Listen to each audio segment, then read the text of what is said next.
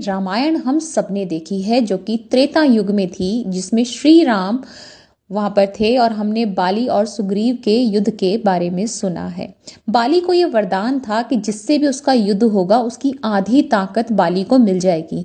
तो सपोज सुग्रीव के पास भी 1 पॉइंट है, बाली के पास भी 1 पॉइंट है, तो सुग्रीव का हाफ पॉइंट बाली को मिल गया है। तो अब सुग्रीव 0.5 पे रह गया है और बाली 1.5 पे आ गया, 1.5 गुना ताकत उसकी हो गई है।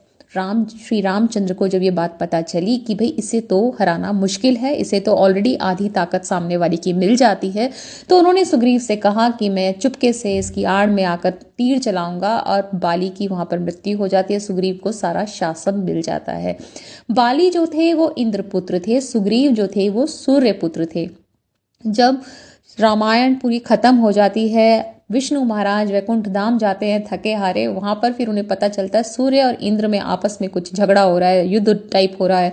वो कहते हैं क्या अभी तो मैं थक के आया हूं अपना एक अवतार निभा कर, अब क्या चल पड़ा है ये। तब वो कहते हैं इंद्र विष्णु जी से कि जीतना तो मेरे पुत्र को था, तुम्हारी इंटरफेरेंस की वजह से तुमने उसे जिता दिया जिसे हारना था। विष्णु जी कहते हैं हाँ ग्लिच तो हुई है, मेरे से गलती तो हुई है। तो वो जब अगले युग में आते हैं श्री कृष्ण बनकर, अब की बार इंद्रपुत्र हैं अर्जुन और सूर्यपुत्र हैं करण। तो इस बार उन्होंने सूर्यपुत्र को हरवाया, उसकी मृत्यु हुई और इंद्रपुत्र को जितवाया।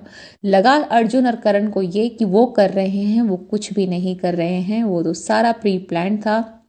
पिछले युग में क्योंकि इंद्रपुत्र की मृत्यु हुई थी, इस युग में द्वापर में फिर उन्होंने इंद्रपुत्र को ही जितवाया। सारी सृष्टि सब कुछ प्लान्ड है, हम तो बस किरदार निभा रहे हैं और हम तो सिर्फ अपने प्रभु के सामने सरेंडर कर सकते हैं कि कुछ हमसे बस सही कारज में हम लगे रहें, उनकी भक्ति में हम लगे रहें, ताकि इस जन्म में पाप का जो बैगेज है वो हम लेकर ना जाएं।